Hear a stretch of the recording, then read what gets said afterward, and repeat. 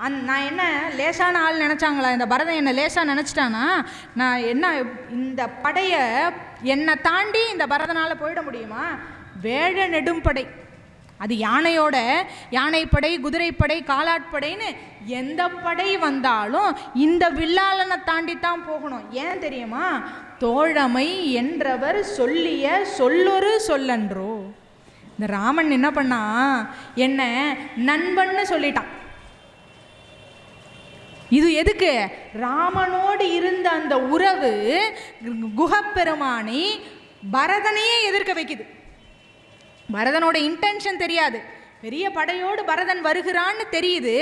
இவனே டிசைட் பண்ணிக்கிறான், அவன் போர் புரியத்தான் வருகிறான்னு சொல்லி, போர் புரியத்தான் வருகிறான்னு நினச்சி இவன் ரெடியாக நிற்கிறான் போர் புரியறதுக்கு.